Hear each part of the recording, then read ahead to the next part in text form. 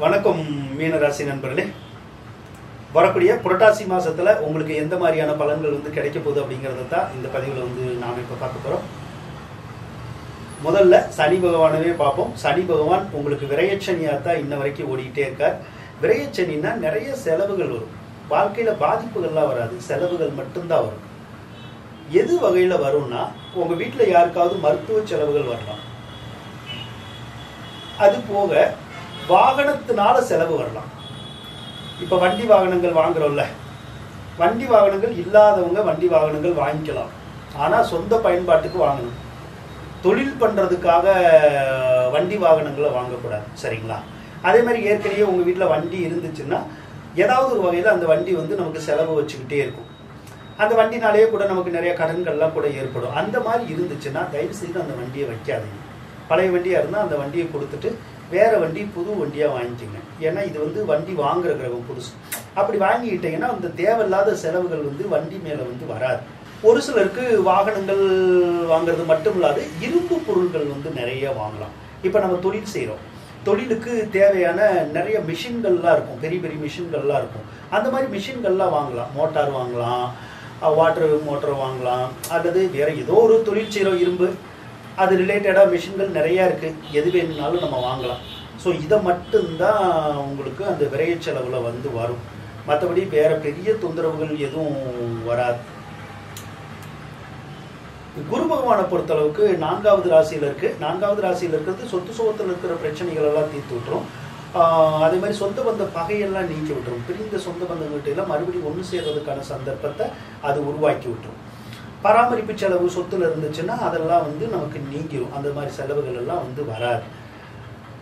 அதே மாதிரி ஒரு சிலருக்கு மட்டும் வீடு கட்டுற யோகம், அல்லது வீடு வாங்குற யோகம், அல்லது வீடு புதுப்பிக்கிற யோகம் கூட ஒரு சிலருக்கு கிடைக்கும். அந்த மாதிரி நீங்க செய்யணும்னா தாராளமா செஞ்சுக்கலாம்.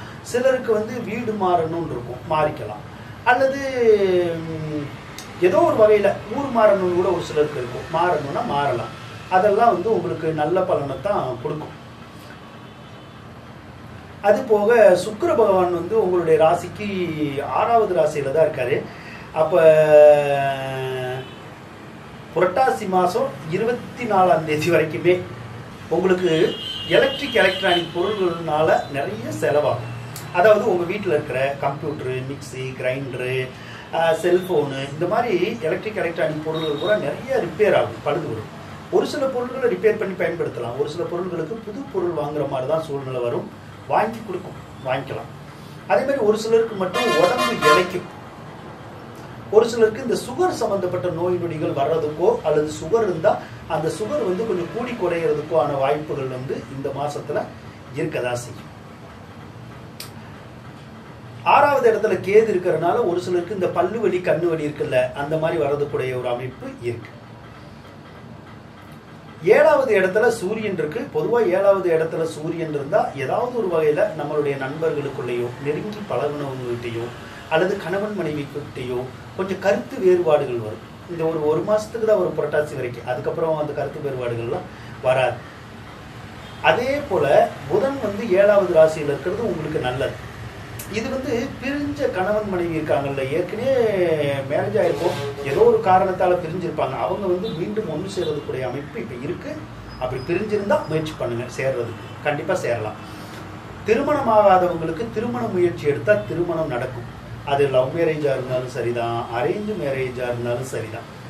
அந்த மேரேஜ் நடக்கிறதுக்குரிய யோகங்கள் இருக்கு. அதனால சீக்கிரம் பொண்ணு வேணும்னாலும் பையன் வேணும்னாலும் கண்டிப்பா கிடைக்கும். நீங்க முயற்சி பண்ணுங்க. அது போக ஒரு சிலருக்கு லவ் பண்ற மாதிரியான சூழ்நிலைகள் கூட புதுசா வரும். அது சின்ன வயசா இருந்தாலும் சரிதான், பெரிய வயசா இருந்தாலும் சரிதான். சின்ன வயசா இருந்தா ஒன்றும் பிரச்சனை இல்லை, பெரிய வயசா இருந்தா நம்ம கொஞ்சம் கவனமா தான் இருக்கணும்.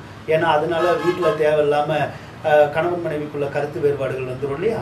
அதனால அந்த மாதிரியான ஆளுகள் கொஞ்சம் தவிர்க்கிறது நல்லது.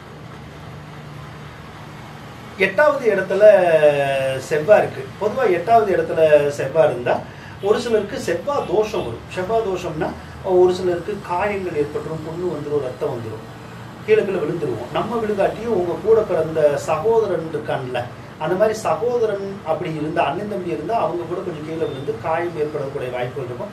ஒரு சிலருக்கு மட்டும் சொத்து பத்துல தொந்தரவு இருக்கலாம். ஒரு சிலருக்கு வருமானத்துல மட்டும் தடை இருக்கலாம். அதெல்லாம் வந்து எவ்வளவு நாளைக்கு இருக்கும் அப்படின்னு கேட்டீங்கன்னா செவ்வாய் மாறுற வரைக்கும் தான். செவ்வாய் புரட்டாசி முடிஞ்சோடனே மாறிடும். அது மாறினதுக்கு அப்புறம் இந்த வருமானத்துல பிரச்சனை, சொத்து சுகத்துல பிரச்சனை, அந்த உடம்பு சரியில்லாம போறது, காயம் புண்ணு, ரத்தம் வர்றது, அந்த மாதிரிலாம் வர்றதுக்குரிய ஒரு அமைப்புகள் வந்து உங்களுக்கு இருக்காது. அதே போல புரட்டாசி 22ஆம் தேதிக்கு அப்புறம் குரு பகவான் வந்து உங்களுடைய ராசிக்கு 5வது ராசிக்கு வரும். உங்களுடைய ராசிக்கு 5வது ராசியில குரு இருந்தா நல்லா இருக்கும். குரு இருந்தா பண தேவைகள் பூர்த்தி ஆகும், பண கஷ்டங்கள் விலகும், அடகு வச்ச நகைகளை கூட நம்ம மீட்டக்கூடிய யோகங்கள் வரும், கடன் காட்சிகள் எல்லாம் நல்லா அடையும். அது இந்த கடன் காட்சிகள்னால இருக்கிற தொந்தரவெல்லாம் கூட குறையும். அதே மாதிரி புத்திர பாக்கியம் இல்லாதவங்களுக்கு புத்திர பாக்கியத்தை வந்து அந்த குரு பகவான் கொடுக்கும். எவ்வளவு நாளைக்கு அந்த குரு இருப்பாரு அப்படின்னா புரட்டாசி 22ல இருந்து ஒரு 3 மாச காலத்துக்கு இருப்பாரு. அதாவது புரட்டாசி, ஐப்பசி, கார்த்திகை, மார்கழி ஒரு 10 தேதி வரைக்கும் இருப்பாரு கடகராசியில. அந்த காலத்துல இந்த குருனால வர்ற பலன்கள் நமக்கு வரும். குழந்தை பாக்கியம், பொருளாதாரம், இது ரெண்டும் சிறப்பா இருக்கிறதுக்குரிய சந்தர்ப்பம் உங்களுக்கு இருக்கும். மற்ற கிரகங்கள் எல்லாமே உங்களுக்கு நல்லா தான் இருக்கு. ஸோ இந்த புரட்டாசி மாசம் அப்படிங்கிறது உங்களுக்கு ஒரு நல்ல மாசமாவே இருக்கும் அப்படின்னு சொல்லிக்கொண்டு விடைபெறுகின்றேன். நன்றி, வணக்கம். இதுல ஒரு குறிப்பா ஒரு விஷயம் தெரிஞ்சுக்கணும். அது உங்களுக்கு ராகுதசை வர்றதுக்கு வாய்ப்பு இல்லை. ஆனாலும் உங்க வீட்டுல யாருக்காவது ராகுதசை வரலாம். உங்களுடைய பிள்ளைகளுக்கோ கணவன் மனைவிக்கோ அப்படி யாருக்காவது வந்திருந்தா கண்டிப்பா உங்களுடைய வாழ்க்கையில நிறைய கஷ்டம் இருக்கும். எந்த காரியமே உங்களுக்கு வீட்டுல நடக்காது. ராகுதசை நடந்தா நிறைய பிரச்சனைகள் வரும். படிக்கிற வயசுல எல்லாம் பிள்ளைகளுக்கு வந்து சரியா படிக்க மாட்டாங்க. குடும்பமும் ரொம்ப கஷ்டத்துல போயிடும். சொத்து பத்தெல்லாம் விற்க ஆரம்பிச்சிருவோம். அப்ப என்ன பண்ணணும்னா, ராகு திசையை பத்தி ஏதாவது உங்க வீட்டுல யாருக்காவது நடந்தா அந்த திசை என்ன செய்யுங்கிறத நீங்க முதல்ல நல்லா தெரிஞ்சுக்கணும். யார்கிட்டயா ஜாதகம் பார்க்க முடிஞ்சா பார்த்து தெரிஞ்சுக்குங்க. அப்படி பார்க்க முடியல அப்படின்னா இந்த வாரம் ஒரு வாரம் கழிச்சு நான் ராகுதசைக்குடைய வீடியோ வந்து போட போறேன். அது ஒரு 10-15 வீடியோ இருக்கும். அந்த வீடியோ பூரா நீங்க பாருங்க. ஒரு வீடியோ விடாம தெளிவா பாருங்க. அப்படி பார்த்துக்கிட்டே இருந்தீங்கன்னா உங்களுக்கு ஒரு ஐடியா கிடைக்கும். அந்த திசை என்ன செய்யும், நாம என்ன செஞ்சா முன்னேறலாம், நல்லா படிக்கலாம், வாழ்க்கையில கஷ்ட நஷ்டத்தை எப்படி நீக்க முடியும் அப்படிங்கிற விஷயத்த பூரா அந்த வீடியோல சொல்லி வச்சிருப்பேன். அதனால கண்டிப்பா அந்த வீடியோவை பாருங்க, உங்களுக்கு பயனுள்ளதா இருக்கும்.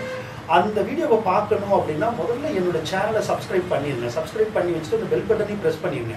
அப்படி பண்ணிட்டீங்கன்னா அடுத்தடுத்து நான் வீடியோ போடுற போது உங்களுக்கு நோட்டிபிகேஷன்ல தெரிஞ்சிடும். அப்போ நோட்டிபிகேஷன்ல தெரிஞ்சோடனே நீங்க அந்த வீடியோவை தொடர்ந்து 1 by 1 பார்த்துக்கிட்டே வந்துடலாம். அதனால மறக்காம சப்ஸ்கிரைப் பண்ணுங்க. அதை விட என்னோட சேனலை சப்ஸ்கிரைப் பண்றவங்களுக்கு உங்களுக்கு ஒரு வாய்ப்பு, ஏதாவது ஒரு கேள்வி நீங்க கமெண்ட்ல உங்களுக்கு வாழ்க்கைக்கு தேவையான கேள்வி, சந்தேகம் இருந்தா நீங்க கேட்கலாம். அதுக்கு நான் கண்டிப்பா ரிப்ளை பண்ணுவேன். அப்படி நீங்க கேள்வி கேட்கிற போது உங்களுடைய யாருக்கு ஒரு விஷயம் தெரியணுமோ அவங்களுடைய பேரு, சொந்த ஊரு, பிறந்த ஊரு, பிறந்த தேதி, மாசம், வருஷம், பிறந்த நேரம், அதை மட்டும் போட்டுட்டு என்ன கேள்வியோ கேளுங்க. கண்டிப்பா நான் உங்களுக்கு ரிப்ளை பண்றேன். நன்றி நண்பர்களே.